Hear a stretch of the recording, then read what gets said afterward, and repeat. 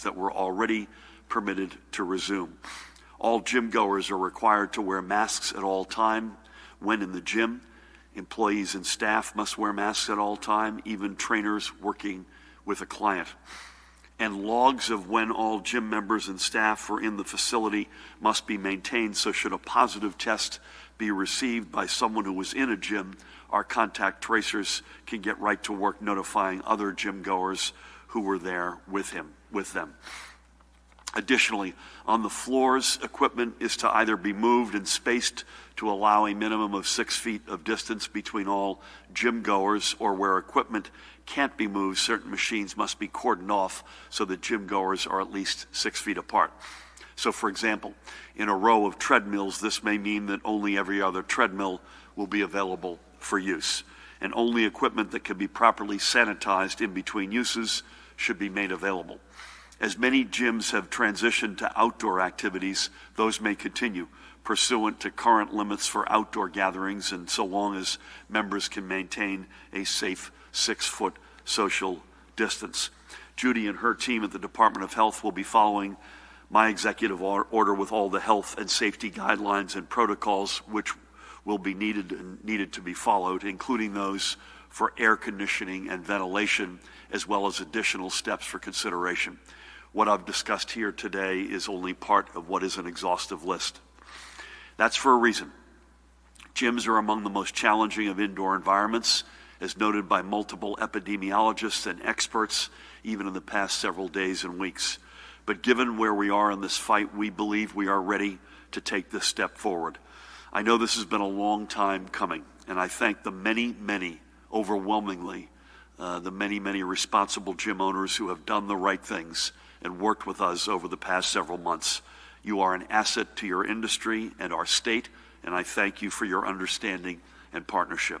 And I know there have been a few knuckleheads who have been more than interested in their own celebrity, frankly, than in working with us to defeat the virus, but they are thankfully overwhelmingly outnumbered by the good guys and gals. And I also want to thank the many resident gym members across the state who have also risen to the challenge. Many of you have adapted to outdoor workouts and changing your schedules. Many others have put their memberships on hold to help us crush the virus. It is also because of your diligence that we can do this.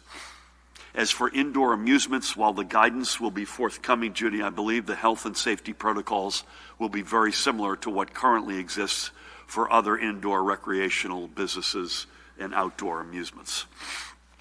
Next, switching gears completely. We are proud to announce, and this is hot off the press, that the Federal Transit Administration today allocated $248 million to the Portal North Bridge project. This is a critical infrastructure project. This is a critical step, and we are pleased that it continues to move ahead. Next, we have updated the list of states from which travelers to New Jersey are being advised to observe a 14-day self-quarantine period, and for the first time, the list has shrunk substantially. 5 states have been removed and none were added. I believe Guam as a territory was added, but no states. Again, the states and territories on this list have over a 7-day rolling average, either more than 10 new cases of coronavirus per 100,000 residents, or a daily positivity greater than 10%. This is what's been determined by not just Judy, but her colleagues in New York and Connecticut as we do this as a region. These are the metrics. They're posted. They haven't changed, and they are unlikely to change. So visit, by the way, if you've got any questions, covid19.nj.gov/travel for the complete list of states and to learn whether you should be self-quarantining. If you are arriving from one of these states, use your smartphone to fill out the Department of Health's travel survey, which is available through covid19.nj.gov/travel. And even as we see the metrics improving and the list shrinking, we continue to ask everyone to practice self-responsibility and good citizenship by complying with our travel advisories. This goes equally whether you are a visitor to our state or a New Jersey resident returning from one of these states. Let's all remain vigilant and self-aware, and let's all remember that our number one goal is to slow the spread of this virus, and by doing so, save lives. With that, let's take a look, Judy, at the overnight numbers. You're a blessing. Today we're reporting another 288 positive test results for a cumulative total of 190,306. Daily positivity for August 22nd was 1.99%, up a little. Our rate of transmission currently sits at 0.8, and that is down a little. In our hospitals, as of last night's reports, there were 229 COVID-19 confirmed patients, another 196 persons under investigation awaiting results of a test, for a total of 425. Of this, 72 in intensive care, 29 ventilators in use. And today, with a heavy heart, we're reporting another 11 deaths that have been confirmed to be from COVID-19 related complications. 7 of these deaths are from the past 5 days, and our statewide total is now a staggering 14,134 of confirmed fatalities. The number of probable deaths has been refined slightly downward to 1,780. Again, at the risk of apples and oranges, Judy, as we've been doing every day for the past month, these are not confirmed, not included in these numbers, but there were 9 reported deaths in our hospitals yesterday. Again, 9 as of yesterday, not included in these numbers. As we do every day, let's take a minute and recall 3 of these blessed souls we have lost. We begin today by remembering Evaristo Leon of Union City in Hudson County. He was 92 years old and one of the thousands of Cuban refugees to flee the Castro regime and make his home in Union City. He came to the United States in 1969 with his wife Manuela, and there is Manuela on the left, taking the chance to give their children better opportunities than what were presented in Cuba. After spending a month in Florida, they came north to New Jersey. Not everybody goes from New Jersey to Florida. This is a guy who went from Florida to New Jersey. And both Evaristo and Manuela got jobs at a clothing factory. But Evaristo found his career calling in the jewelry stores that lined Bergen Line Avenue, making and repairing watches. Evaristo's dream was, as a boy in Cuba, was to be a doctor. But even though it always remained a dream, he was always willing to assist his Union City neighbors who needed a check of their blood pressure or their glucose levels or anything else that he could help with. He lived a joyful life, loving nothing more than spending time with his family and friends. He also had a very artistic talent and was a practitioner of the Cuban folk music genre called Decima Guajira, in which singers improvise 10-line poems. Evaristo leaves behind his beloved Manuela, and our prayers are with her and her family, along with his 2 daughters, Maribel and Benita, and 2 sons, Art and Edward. And I had the great honor of speaking with Edward on Monday, and their spouses. He's also survived by 5 grandchildren, Andrew, Kayla, Luke, Fernando, and Eileen. God rest his soul, and may God watch over him. Next, we celebrate the life of Rudolph Lowenstein, a 71-year resident of Ewing, right up the road. Rudolph, too, was an immigrant, born in Berlin, Germany, 98 years ago. He came to America in 1937 at the age of 15. He was also, and this story was written by more folks than you would guess, although not many of them are still alive to talk about it. He was also then a proud U.S. Army veteran, having served in World War II against the Allied powers, or the Axis powers, including Germany, where he was born. Rudolph owned his own fruit and vegetable wholesale business before becoming an inspector for the New Jersey Department of Agriculture, and then for the Federal Department of Agriculture, the latter at which he worked for the final 21 years of his career before retirement. His community service, however, is what set Rudolph apart. He served as president of his synagogue, Adath Israel congregation in Lawrenceville. He was the chairman of the ritual committee and was honored by the congregation not once but twice as their man of the year. In his honor, the synagogue is naming the cornerstone of their building after him. He was the chairman of Meals on Wheels at Greenwood House in Ewing and was honored there with the May Madoff Award as Volunteer of the Year. For all he did throughout his life, Rudolph was named a 2018 recipient of the Governor's Jefferson Award for Public Service, lifetime service right here at the Trenton War Memorial. He was predeceased by his beloved wife Clara and his daughter Judith. He leaves behind his son Alan, who lives in Florida, with whom I had the great honor of speaking on Monday, and his son-in-law Howard. He also leaves grandchildren Justin, Jody, Evan, Mark, and Jamie, and great-grandson Jack. And he leaves behind a remarkable life and legacy of service. May Rudolph's memory be a blessing, and may his example of selfless service, including to his country, inspire us all to look outward to serve our communities, especially at this time.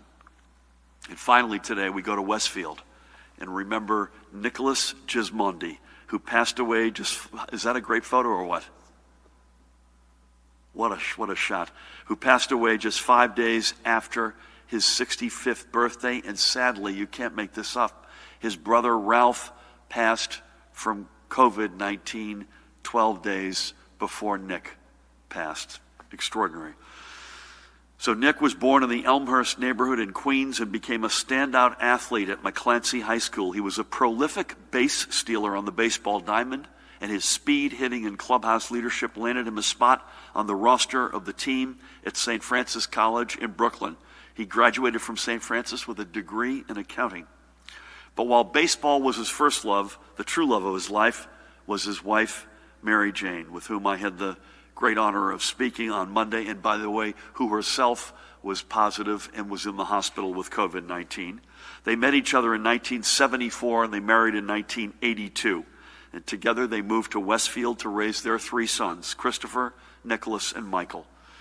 His love for the national pastime never waned, however. Nick served for many years as the president of Westfield's Baseball League. His commitment to youth sports was equally well known and well regarded, earning him induction into the Westfield Booster Hall of Fame. That's the second Hall of Fame he belongs to, by the way, as he was inducted as well into the McClancy High School Hall of Fame. So Nick leaves behind his beloved wife and sons and their families, including his grandchildren, Juliet and Luke. He is also survived by his parents, God bless them, Nicholas and Josephine, and his sister, Joanne. And he leaves a grateful Westfield community behind. So we thank him for all he did for the youth of his adopted hometown. May he be remembered fondly, and may God bless and watch over him and all those he loved.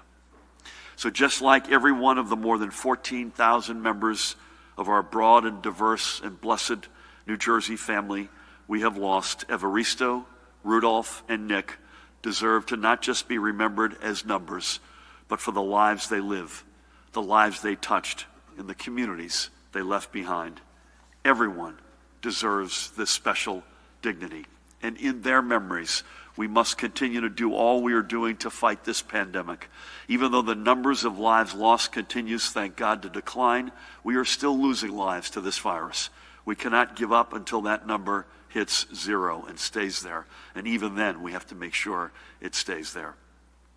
So finally today, switching gears, I'd like to recognize another of the small businesses who the New Jersey Economic Development Authority has partnered with during this unprecedented public health and economic crisis to help ensure that we emerge strong and prepared for our future. Ingenuity Infrastructure is a full-service civil engineering planning and surveying firm based in Red Bank. In fact, I just spoke to its founder on Monday. That's Jacqueline Floor. They just moved into the Galleria in Red Bank, which is a very cool spot. So under Jacqueline's leadership, Ingenuity has found its focus on building resilient communities from Hoboken to Atlantic City, which means we're going to need her expertise, by the way, more than ever before. Ingenuity Infrastructure's goal was to stay strong and operational during the pandemic, and Jacqueline worked through the EDA to receive a small business emergency assistance loan to help her cover payroll and employee benefits, rent, insurance, utilities, and other operating expenses. I mentioned I had the chance to check in with Jacqueline on Monday and to share my optimism for Ingenuity Infrastructure's future. I can't wait to see how they help us emerge stronger from the pandemic and how they're going to help us design and build a more resilient state. And that goes, by the way, not just for Jacqueline and Ingenuity Infrastructure, but for every one of the millions of you who have been working with us to fight this pandemic. As we look to the future, it's not just about crushing the curves, but building our long-term resiliency against a second wave or a future unforeseen pandemic. Together, folks, we can do this. And I know we can because we've done so much already. With that, it is my pleasure to turn things over to the guy to my left, the Commissioner of the Department of Labor and Workforce Development. Welcome back, Rob Acero-Angelo. Great. Thank you, Governor. It's been a while since I last joined you back in June. Since that time, we have paid out more than $8 billion in benefits to an additional 500,000 claimants. That's a total of $14 billion with a B to over 1.3 million workers in the state in about 20 weeks' time. This is not a situation any state, no matter how well funded nor modern the resources, could have prepared for. But we've made significant strides. Our new call center, which was onboarded in June, has now fielded nearly 350,000 calls, and more than half of those claims were resolved right at the first point of contact. We brought on hundreds of new staff in our unemployment and IT divisions to help with this fight, but we're not out of the woods by any means. Unfortunately, the federal unemployment system is imperfect. Even with the CARES Act additions, it's not built to help all unemployed workers. Over time, Congress and the U.S. Department of Labor have deemed UI benefits aren't for everyone who is unemployed, just a much smaller subset who meet the laundry list of qualifications and eligibility requirements, monetary and otherwise. I am hopeful that lessons learned across the country during this pandemic will lead to a system that is more accessible to all those who need assistance. In the meantime, we will continue to work day and night to serve New Jerseyans in need. We haven't slowed our efforts to bring much-needed relief to eligible New Jersey workers throughout this pandemic. Thank you for recognizing Kathleen and all of her efforts in the UI Division's staff at yesterday's budget address, Governor. It was well appreciated. We have taken advantage of every resource that might assist those continuing to struggle, especially since the unfortunate end of the Federal Pandemic Unemployment Compensation, or FPUC, which provided a crucial $600 supplement to all unemployment claimants each week. To that end, today, the Garden State is applying for the FEMA Lost Wages Program at the $300 level. As the Governor said before, our state can't afford the $1.7 billion it might cost to support the $400 level through December. But we will do everything we can. Of the states that have applied thus far, 93%, like us, have sought the grants at the $300 level, which the federal government pays in its entirety. This initial grant would provide payments to some claimants collecting unemployment for the weeks of August 1st, August 8th, and August 15th for a maximum total of $900. Now let me be perfectly clear. The memo President Trump signed calling for the creation of this program on August 8th does not go far enough to help those in need. In fact, it leaves our neediest workers, those receiving less than $100 in weekly unemployment benefits, or those whose unemployment might not be directly related to COVID, out. We were desperately hoping to see this program spark further congressional action to continue the $600 weekly FPUC supplement that did not leave behind any unemployed beneficiaries, was more beneficial to workers in a high-cost state like New Jersey, and did not require a whole new application process. We remain hopeful that Congress will do the right thing by extending a program that does not exclude those most in need, would not require weeks of new back-end programming, wouldn't require a separate FEMA application process, and wouldn't end the vital program that put nearly $8.4 billion into accounts of our workers who, through no fault of their own, have made sacrifices in the name of public safety. We hear every day how this assistance made it possible for those millions of our friends, neighbors, and colleagues to survive this economic crisis, as the pandemic has left few unscathed. The Disaster Relief Fund, the source of the FEMA grant, has a finite amount of money. National estimates vary on how many weeks of benefits the fund will support, but general consensus is between 7 and 9. But that is before any disbursements from the fund to deal with this week's storms in the Gulf. As we are already in week 5 of this program, eligible New Jersey recipients will likely receive it as a one-time retroactive lump sum payment.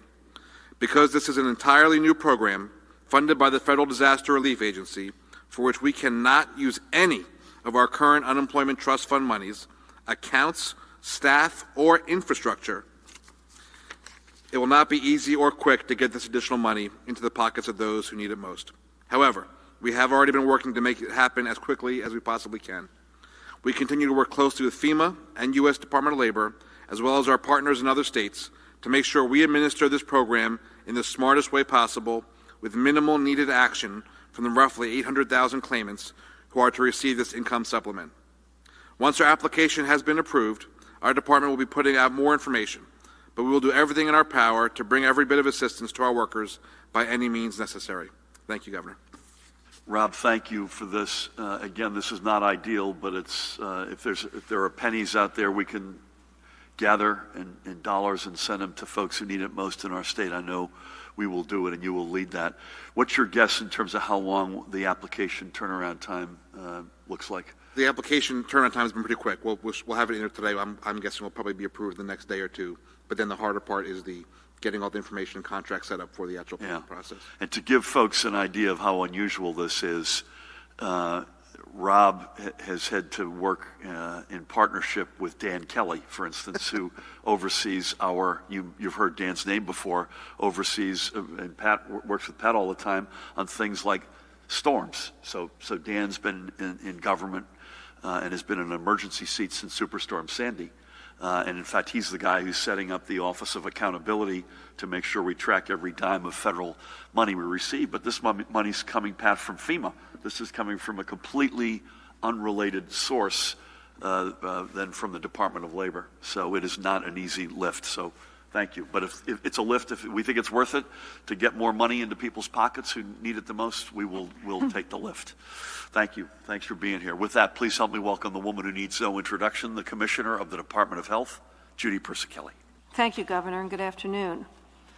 I think we all recognize how important exercise is for good physical and mental health. So we're excited to offer residents the opportunity to get back to their gyms. Given the risk of transmission, however, associated with exercising indoors, it is important that both gym owners and customers abide by health and safety guidelines very closely. We know that the virus spreads through the air via respiratory droplets, especially in confined spaces. And when people are working out, they usually breathe more rapidly and deeply, which causes them to expel more droplets. Additionally, when exercising, we are often sharing common spaces and using common equipment with others and have used the equipment before us, such as free weights or cardio machines. CDC released a study earlier this month that examined cluster of cases in South Korea that stemmed from fitness dance classes, which demonstrated that intense physical exercise in densely populated sports facilities could increase the risk of infection. In total, 112 persons were infected with COVID-19 associated with classes at 12 sports facilities. The study concluded that the characteristics that might have led to the transmission among attendees included large class sizes, small spaces, and the intensity of the workouts. The potential for transmission in a fitness facility is why it is extremely critical that owners adhere to the strict guidelines that the department will be releasing. In order to protect clients and staff, there needs to be frequent disinfection of surfaces and equipment and enough space between customers for people to safely practice social distancing, and everyone must wear a mask. Customers must also be mindful of practicing social distancing, good hand hygiene, and staying home when not feeling well. Please do not go to your gym if you do not feel well. Moving on to my daily report now, as the governor shared, our hospitals reported 425 hospitalizations with 72 individuals in critical care and 40% of them on ventilators. Fortunately, there are no new reports of multi-system inflammatory syndrome in children. We have a total of 56 cases in our state. The children affected have either tested positive for active COVID-19 infection or had antibodies associated with COVID-19 exposure. The ages of the children range from 1 to 18. The race and ethnicity breakdown is white 14%, black 36%, Hispanic 40%, Asian 6%, and other 4%. The governor reviewed the new cases and deaths. The new deaths by race and ethnicity are white 54.1%, black 18.3%, Hispanic 20.2%, Asian 5.5%, and other 1.8%. All of the 11 deaths we reported today occurred in August. The veterans' homes and the psychiatric hospitals numbers remain the same. Our daily percent positivity on August 22nd for the state is 1.99%. That's 1.97% in the northern part of the state. The central part of the state is reporting 1.70, and the southern part of the state 2.44. That concludes my report. Stay safe, stay healthy, and remember, for each other and for all of us, please take the call. Thank you. Judy, thank you, and thank you for every single day being relentless in reminding us of the inequities that this virus has exposed, particularly on racial lines. So thank you, as always. Pat, over to you. Anything on the compliance and or storm front? I know you're happy to hear that the South Korean, the dance classes are back in session there, so you'll be able to participate hopefully sooner than later here in New Jersey. That's right. Anything else you got? Thank you, Governor. Good afternoon. On the compliance front, in Elizabeth, the Bambaleo nightclub was cited for indoor dining in violation of the executive order. The Lakeside Diner in Lacey Township, Ocean County, that owner continues to be charged with the 4th-degree contempt for violating Department of Health's closure order. And just one thing I'd like to stress about that, one is the reports of hate mail coming into the Lakeside Diner, as well as to other establishments with a similar or same name throughout the state. And whether it's the one in Lacey or any other establishments, I would just ask that everybody refrain from the desire to send hate mail to these establishments and just let law enforcement handle that. On the storm front, Governor, as everybody sees the momentum that Hurricane Laura has picked up across the Gulf. At this juncture, our urban search and rescue team has not been activated because FEMA is going to use teams that are closer from Tennessee, Missouri, Indiana. But we closely are monitoring that. That'll probably end up being a rain event for us in about 3 or 4 days. And on a different type of storm front, and I talked to the governor about discussing this. The Attorney General had hosted a virtual press conference this morning with regard to announcing the arrest of 21 alleged sex offenders, which was an operation, was dubbed Operation Screen Capture, which was launched in response to the spike in cyber threats to children. The National Center for Missing and Exploited Children have reported a 50% uptick in reports, and that's a March 1st to July 31st time period, with a disturbing trend of 7, 8, and 9-year-olds being the victims. It's not lost on any of us that this pandemic has driven students and children to electronic devices, not only from remote learning, but from connecting with family and friends, online game platforms, apps, and this certainly serves as an opportunity for parents and guardians and the students themselves to be aware of this new definition of stranger that lurks online and views electronic devices as an opportunity to take advantage of our most vulnerable, and that, coupled with not being in school around teachers or not being in sports around coaches, is a sad combination, and certainly creates a lot of opportunity for child predators. So I just will give out our Internet Crimes Against Children tip line, which is 1-888-648-6007. Again, that's the Internet Crimes Against Children tip line, 1-888-648-6007. The Attorney General's press release also has awareness and tip information, and I trust in the next week or so, Governor, that the Attorney General's office, state police, Department of Education, Children and Families, and Human Services will continue this messaging, especially with the start of schools, whether they're all remote or in that hybrid fashion, because we have to make sure that we keep our kids safe. Thanks, Gov. Amen to that, and to you and the Attorney General, thank you for leading it. And you hear 7, 8, 9-year-olds being stalked, the bottom of your heart falls out. But sadly not surprising, given the sort of remote, isolated environment that we all had to go through, and you add to that what was already a fire, and it just flames more. So thank you for your leadership on that. Brenda, we're going to start over here today. Before we do, A couple of things. Tomorrow, we're with you virtually. Friday, we're actually not going to have a press conference, but I'm going to be in Middlesex County at another event, and I will put on my shoulders, Judy, to give the overnight report on Friday, and we'll miss you, but you'll be with me in spirit, I know, as will you, Pat. And again, more details on that. That'll be Friday in Middlesex County, and then we'll be going back to the regular routine of virtual over the weekend and back in person on Monday. There is a White House VTC on Monday, so I don't know that we have a time yet for Monday, but we'll make sure you all know that plenty in advance. So with that, Dustin, good afternoon. Good afternoon. Does your order allowing indoor amusements include American Dream? Can you confirm or deny the September 14th or 15th as a target date for some form of indoor dining? Do you have any comment on the increasing number of districts where school districts where administrators say they want to reopen but might have to go all remote because so many teachers are requesting leave? For the commissioner, exactly how long would it take to rework the state's back-end system or complete any other work before it can distribute the extra unemployment funds, and do applicants have to do anything in order to receive the money?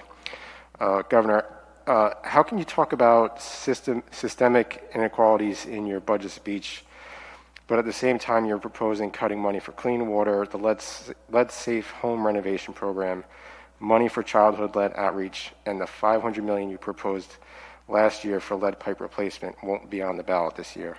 Thanks. I missed your question about schools, Dustin. Do you have any comment on the increasing number of school districts where the administrators say they want to reopen, but they may have to go all remote because so many teachers are requesting leave? American Dream will need to speak for themselves, but does this cover American Dream? The answer is it does. When they decide to open, obviously, is a decision on their part, but it does include and cover them. If I heard you right, September 14 or 15, I hope it's before then. As I sit here today, Judy, today is the 26th of August. I hope that we've got some indoor dining before then. Again, I'm not hanging my hat on it. I'm not trying to make news, but that's not a date that I'm using at least. The only comment I would have is that these plans remain fluid, and we're quite impressed. I was with Kevin Deemer this morning in Somerville. We had a really good event to sort of underscore our commitment to education at all levels, and each of the districts, Somerville's a hybrid district by example, and that's the majority. I think each of these districts, the superintendents, the leadership are putting the plans together with the realities that they face in their particular district, and their plans reflect that. And before I turn it to you, Rob, I mean, we have the budget does include a big slug for lead pipe, lead water line removals, but the broader point, Dustin, is we literally took the entirety of, I think, $800 or $900 million of new programs that we have great passion for in the budget I presented in February, and literally took the entirety of those items and put them to the side. Do we want to get there? Please, God, we want to get there. But we have to accept the fact that we are in the most unusual time we've ever been in. We've tried to the best of our ability to preserve, and in some cases, as I mentioned, further invest more deeply in things that address and shrink inequalities in our state. Baby bonds, I announced yesterday, there is lead pipe removal money in there, but we're doing the best we can under an extraordinarily challenging hand that we have been dealt. Rob, your answer on how long is it going to take to get the back end organized and together to deal with the different stream of money? That's related to his second question, Governor, which was, will applicants have to do anything? That's what we're still waiting for guidance for from both FEMA and U.S. Department of Labor. It's a very strange situation. They have to deal with both these places with their own different regulations and rules about applicant eligibility. But in general, I'm going to say it's probably going to be October, to be honest, before somebody gets their back pay. I don't want to say back pay, before they get their funding for this. Your point is that it's likely to come in a one lump. Right. I mean, given the limits of this DRF fund and the projections we have, to try to get it ramped up to have weekly payments when it's going to end is sort of, quite frankly, silly. Yep. And be more difficult for the claimants themselves. Different claimants, which is part of the problem, are going to have to certify to different things. Not to get too in the weeds, but the program is mandating that it has to be a COVID-related reason for the unemployment. So, for example, people who are on PUA, the Pandemic Unemployment Assistance, they've already self-certified to that to be on PUA. But other regular unemployment claimants or claimants who are on PUC or extended benefits, they have not done that. And whether or not, and we, obviously the COVID has been very impactful on unemployment, but not everybody is unemployed because of COVID. So the FPUC, the 600, was for everybody across the board. This is sort of going to be slicing and dicing and picking winners and losers. Yeah. I mean, this is something we've talked about before, but this is, in what is an extraordinarily unusual period of time, this is an extraordinarily unusual program. And, we all know this, but to repeat the obvious point, Congress has to appropriate.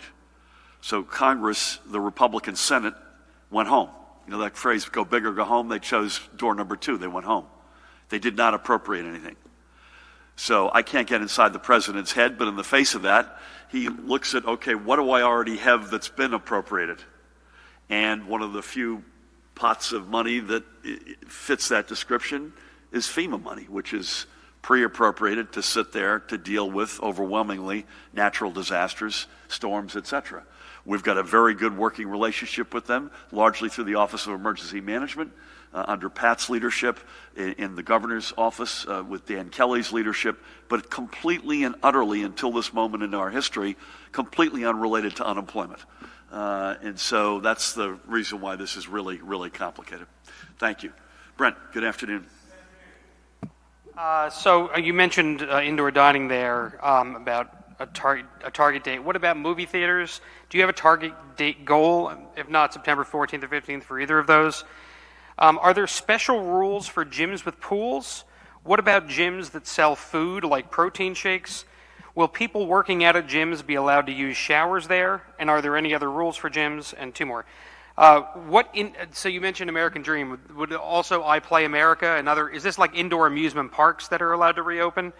And for the Labor Commissioner, you said the initial unemployment funding would cover 3 weeks, but you also said it was based on the money in the FEMA account. Are you saying it won't last longer than 3 weeks? So I'll take a first shot, Judy, but I think I'm going to need you to come in here and help me out. No news to report on indoor dining or movie theaters, and my guess is, if I had to predict now, they will move at the same time, whenever that is. And all I would say is I hadn't heard the date that Dustin had raised, but I think Judy is agreeing with me just sort of notionally. If the data that we look at stays as good as it is, I hope we beat that date. Judy, actually, I'm going to go skip down to iPlay America. It does include things like iPlay America, yes. Like indoor amusement yes. places? Okay. I can't speak for them whether or not what they're going to do as it relates to next Tuesday, but this executive order does cover exactly that. Judy, I know in the executive order on locker rooms and showers, we want folks to show up in their workout equipment and have limited use and access to locker rooms. But anything else you want to add to either pools or protein shakes, I think was on the list. I think what I might suggest, unless you want to dive into this, let's get this. Has this been posted yet? Not yet. Matt's saying not yet. Could I ask you a favor? Let's let this get posted, and then we'll follow up with you, because it's a very dense, complicated executive order with lots of different moving parts. Matt, do you want to add anything to that? Just that showers will not be open, but I agree with you, Governor. Once the order and then the subsequent guidance from the Department of Health comes out, most of these questions should be clear. So can you bear with us on that, Brent? And I think I got everything except for Rob. Yeah, just to be clear, so the way that the program works, they want us to apply for the first 3 weeks at one application, and then every week after that is a separate application, which will be funded, at the same rate. And just also to be clear, we are not in a race, as far as we can tell, against other states for this funding. It seems that FEMA is going to be, using a calculation every week about how long this fund is going to last for all the states. And I believe they're going to be, at some point, saying this will be going up through week 6 or 7 or 8 or 9, whatever it is, and that will be the end of the program. So we're not I'm hopeful that we're not in a competition with other states for this money. That's what's been relayed to us. That's something that we talk about all the time, is trying to figure out this balance. And even obviously with FPUC, like I said, it was great because everyone was eligible. Sometimes people's eligibility changes over time. They even want us to predict with them with our funding request about how many folks may become eligible for different reasons. So I think they've been very flexible. They want to make sure that the funding is there and that we have the assurance that we're going to have the funding for those certain weeks like other states do as well. So we're not in a race against other states for this money.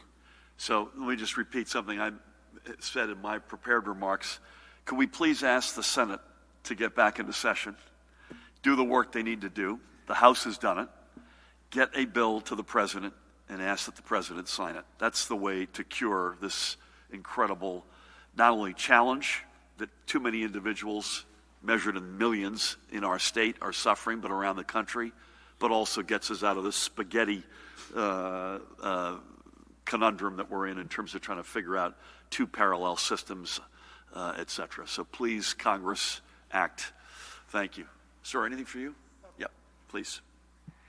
Yesterday, you announced your support for baby bonds. Given the financial hit from COVID-19, is this responsible at this time? Would children or their parents have access to the money before they turn 18 for any reason? And will the bond continue to mature if the child turns 18 if they don't withdraw the bond? Thank you.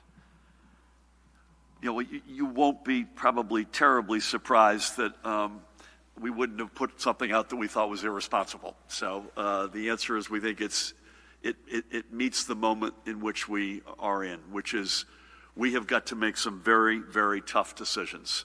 You've probably noticed that we essentially have ring-fenced education from pre-K through 12th grade. We have put basically a wall around it. If anything, we threw a little bit more money into pre-K to expand to future districts. Every one of these steps is a tough call. Dustin asked about some stuff which was on a long list of priorities that we had in the February budget, which we were incredibly excited about, which we just have to put to the side. But you can't ignore tomorrow.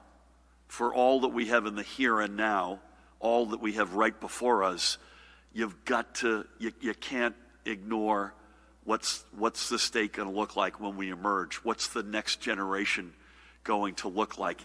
And that's probably a fair mantra even in an equitable society.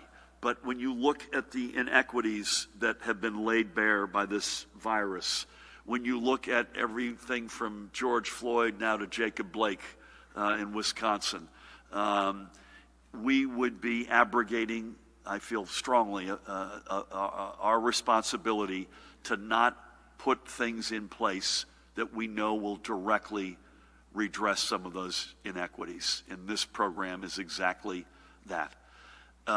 It does continue to mature after you're 18, and I think there are emergency reasons that you can get access to the money before you're 18. We'll come back to you to confirm that. But otherwise, this is, and by the way, it's not exactly an overwhelming, it's not going to solve everything. It's a fairly modest step, but it's symbolically an incredibly important step. One of our African-American colleagues said to me, you cannot underestimate the psychological bridge that this builds with kids and their families. I guess the kids are not born yet, but the families who just are, in too many cases, particularly in communities of color, economically disadvantaged communities that are underbanked. The notion of an account being there for anybody, let alone a kid on day one, is psychologically, in addition to the financial elements and aspects of this, it psychologically puts a family into a different place. So thank you for that. We'll go up back and then we'll come down to you, Daniel. Hello, Governor. I have one from Michael Hill for you and the Colonel. Is there a specific strategy to curb the violence in Trenton and other major New Jersey cities that have seen an uptick in shootings in recent weeks? And then one from a viewer. When will the DMV going back to, when can we expect the DMV to go back to normal where all locations are providing all services and not just some locations providing certain items? I don't have an answer for you on the second one. Matt, do you have, we'll come back to you on that, I think, in terms of the DMV going back to normal at all locations.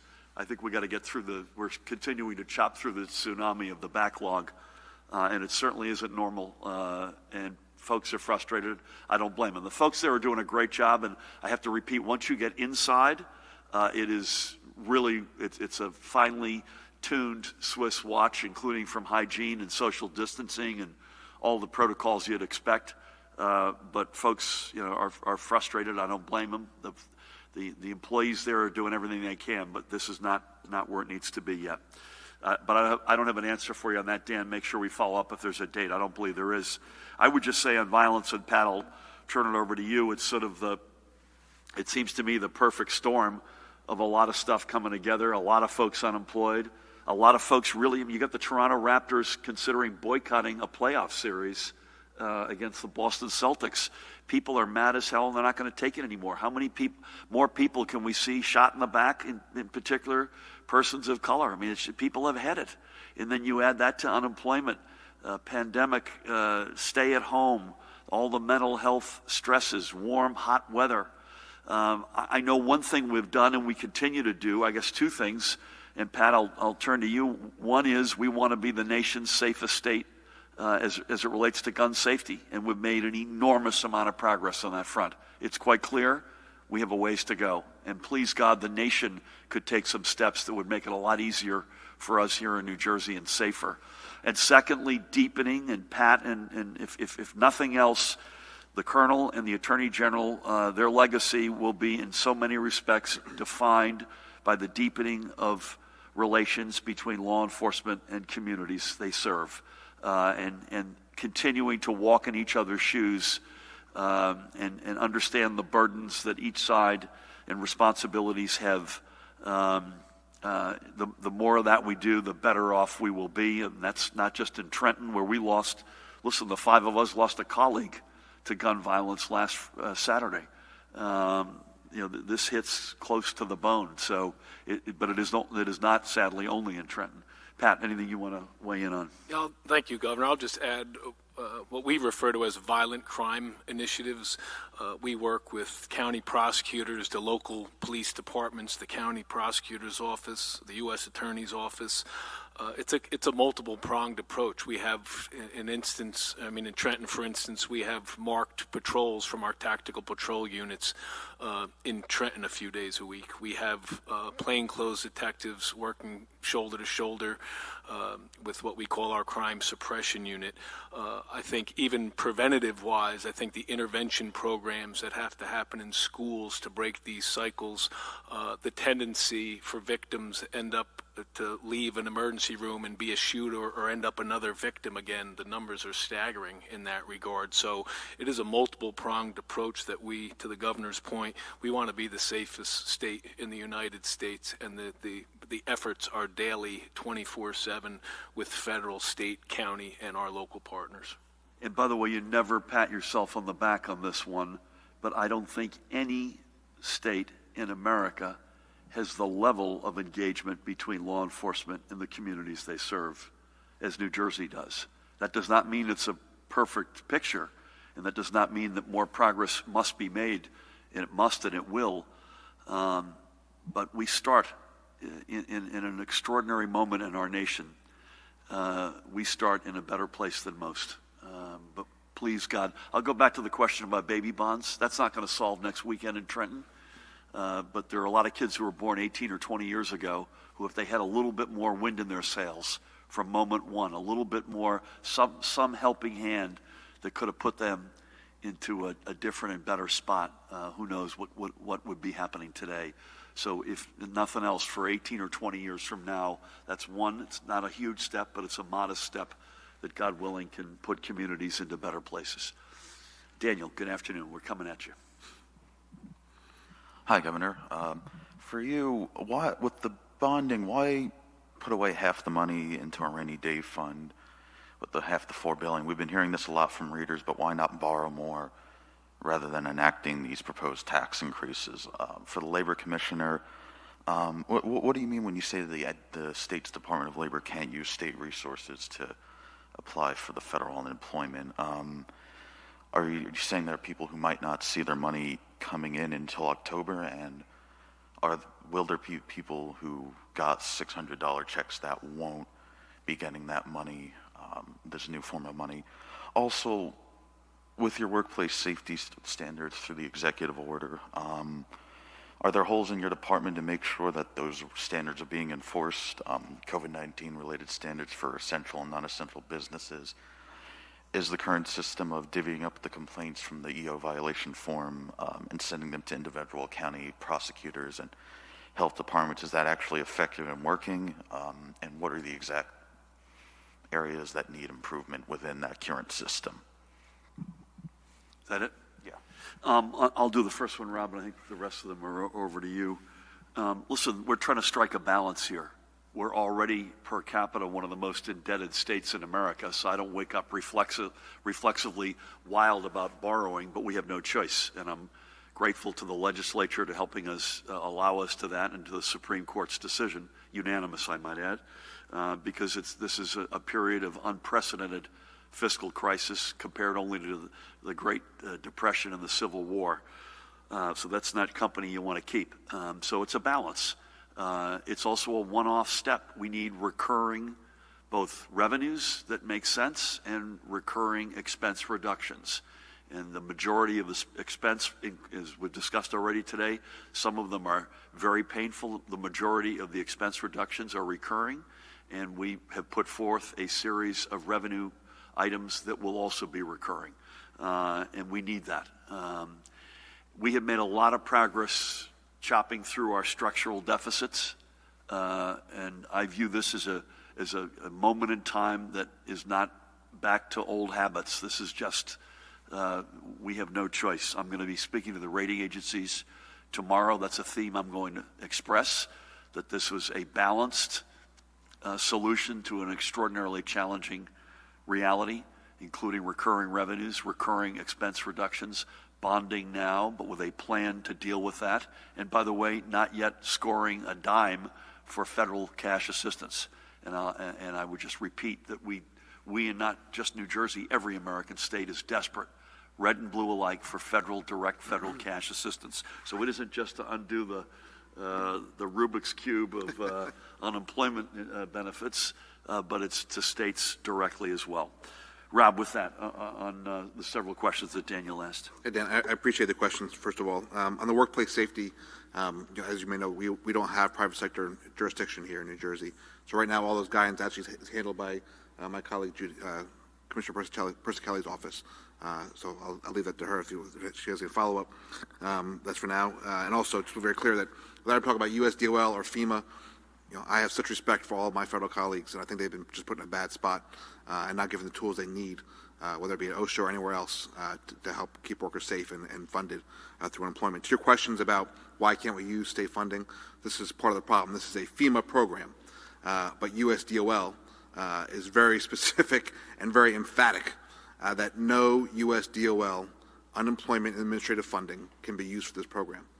Now, why does that matter? Because every single person, every claims adjuster, every administrative person, every IT professional, every phone bank person are all funded 100% through UI administrative funds. Even the folks we brought in from other departments who might work for Treasury or for our wage hour department or for our workforce development department, the second they start doing UI work, they are 100% funded by the UI administrative fund, and they cannot be working on this FEMA lost wages program. That's why this is so difficult. They can't be using the same bank account as our UI trust fund. Again, I do not blame my counterparts at USDOL or FEMA for this. They are sort of been handed something that's difficult as for us to implement. It's also difficult for them to implement to us. And I think your question was also, yes, I would say, I'm trying to give us some space. I would say October, just also because I think it makes more sense to finish out whatever the full funding is going to be for the total weeks, rather than having people worry about what week I got it, what week I didn't. Just overall, I think it'll be easier for everybody. And I know that's not what someone wants to hear who wants their money now. I completely understand that. And my other goal is hoping that in some way, if somehow this does get fixed, the FPUC does get extended, that we won't have to worry about this at all. They'll be able to give them, through our regular unemployment system, the $600 FPUC supplement. Because as your question asked, folks who got the $600 are not all eligible for the $300. adding further complication to all of this. Because one, they might not have make $100 for a weekly base amount, or they might not have certified or to a COVID-related reason for their unemployment, or maybe whatever application process we need to come up with, they might not answer whatever, whether it be an email or a new certification process, especially for those back weeks. They need to affirmatively take a step now, whereas the folks for the FPUC, they didn't need to do anything. If they got or were eligible for unemployment that week, for any reason, for any of the programs, they were eligible for 600. This is not the same thing. So, just so I understand correctly. Real quick, Daniel. Just so I understand correctly, the soonest this 300 a week will come in is October, and not everyone's going to be getting it? I was to be very clear that anyone who is eligible for it will be getting it. And my point is that the eligibility requirements from FEMA for this program are different than the eligibility requirements were for USDOL for the FBUC. Anybody in New Jersey who's eligible will be getting this money. Thank you, Daniel. Dave, good afternoon. Hi, Governor.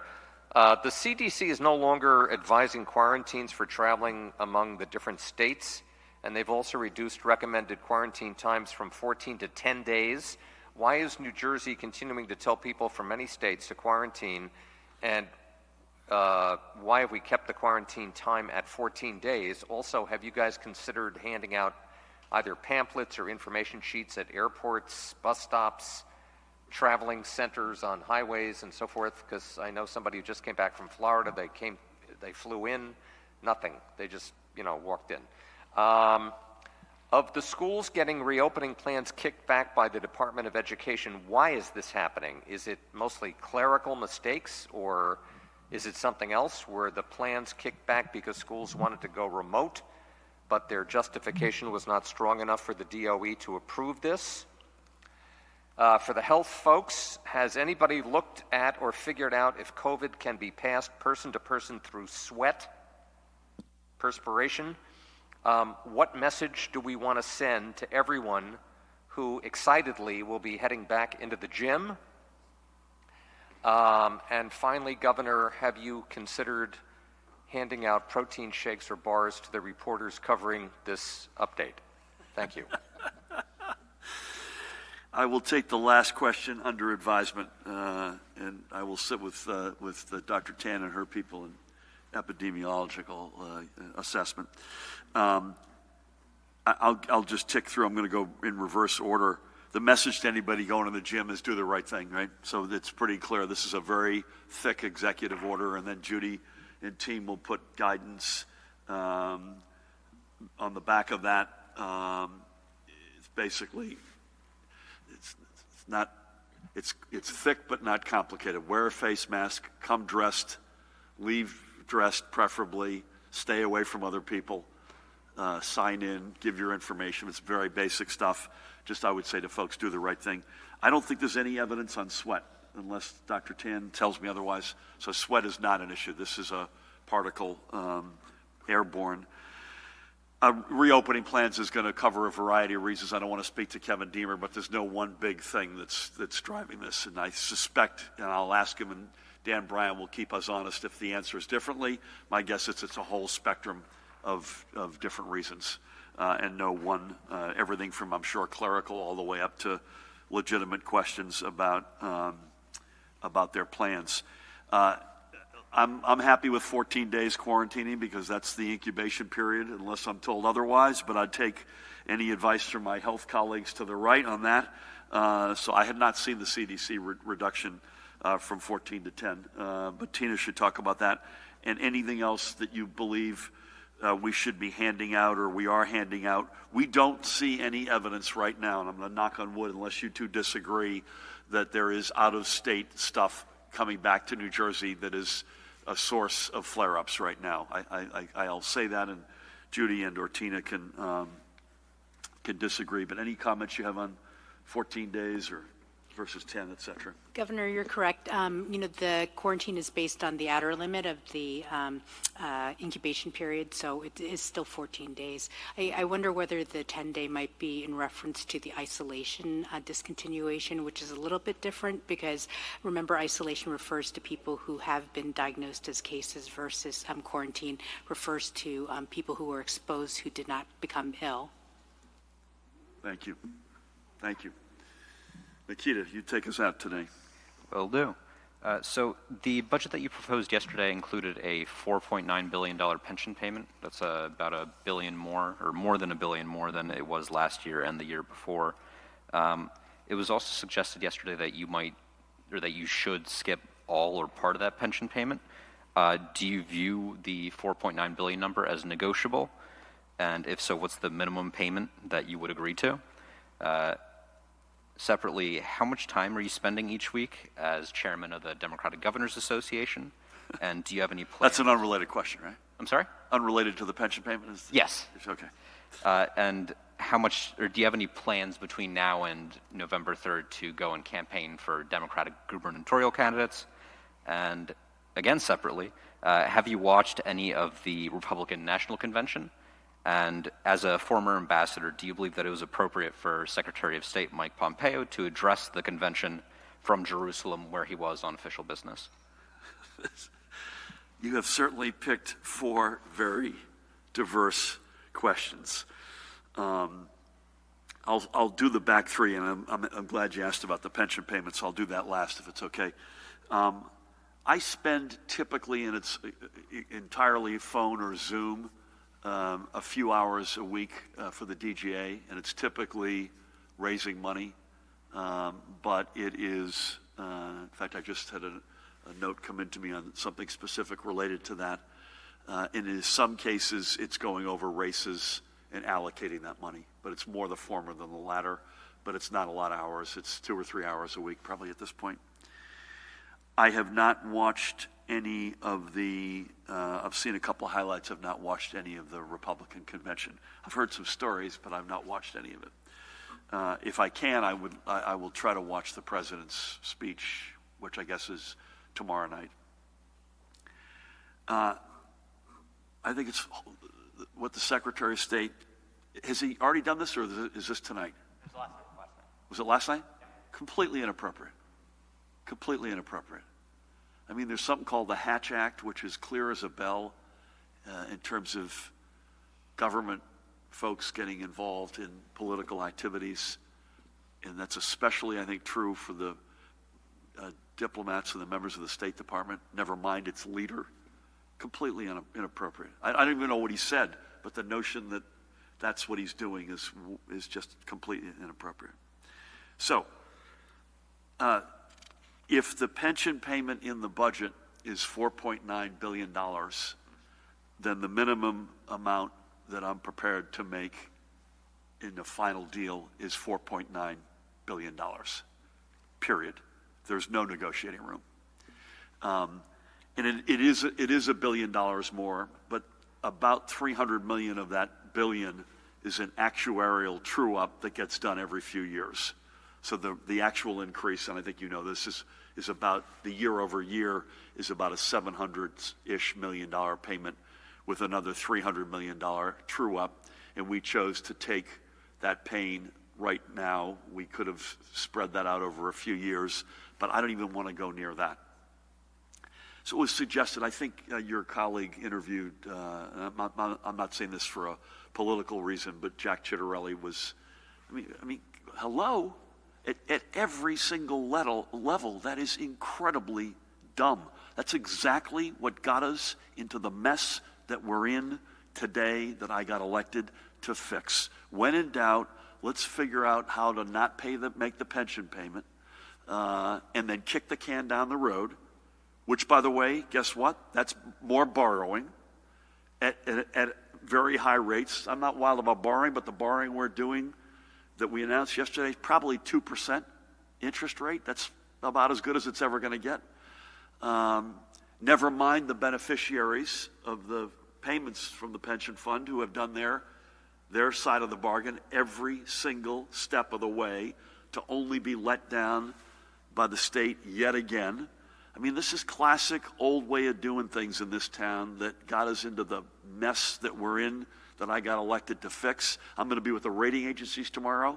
If all of what I've said isn't enough, they view it literally almost, I wouldn't say pari passu, but virtually pari passu with a debt obligation, almost as a legal matter, which is why we have made, every year we've been here, the painful And trust me, it's painful. We are now going to be we're now 80% of the way, assuming we get this all over the goal line, to getting ultimately to the point where we don't have to increase it every year. It stays there, and ultimately over time starts to go down. So I think it is, I can't even believe people are raising it. It's, the house is on fire. How did it start? Let's go back to figuring out what we did to start the fire and do it again. It makes literally no sense. Matt, you want to add anything to that? Dan? That's how I really feel about that. Judy, I'm going to mask up here as we get our papers together. Thank you, Judy and Tina, as always. Pat, Rob, good to have you back. I assume either you personally or I will on your behalf we'll keep folks posted as to what the application turnaround looks like and exactly what we're doing to actually make this happen. Each class of claimant essentially lets them know what their instructions are. Yep, and so we'll make sure folks know exactly what to do with this. Pat, as always, and again to you and the Attorney General, that was sadly but a timely gathering on that, or initiative action on that. Keep up that great work. Jared has left us. Matt and Dan, thank you. Again, tomorrow we'll be with you virtually. Friday, I will be with you on the road, and Judy will be with me, and Pat and Tina in spirit, and I will speak on our behalf. I'll probably have a quick update on what the unemployment numbers tomorrow look like. As we know, the nation comes out, and New Jersey is no exception with the unemployment updates on Thursdays. And then I'll also have probably on Friday whatever the overnight health information is. We'll be virtual over the weekend unless Dan or Mahan tell us otherwise, and then we'll be back together on Monday. Time TBD as it relates to the White House. Again, to everybody out there, thank you. I know the gym owners are over the moon that we finally have gotten to this. I know folks who go to gyms are thrilled. I will tell you, I am relieved. Judy is relieved that we've been able to get there. And we know you'll deal with it responsibly, folks, because you have done so much responsibly already. But as you go to the gyms and the indoor amusement parks, do the right thing. Keep up the extraordinary work. God bless you all, and thank you.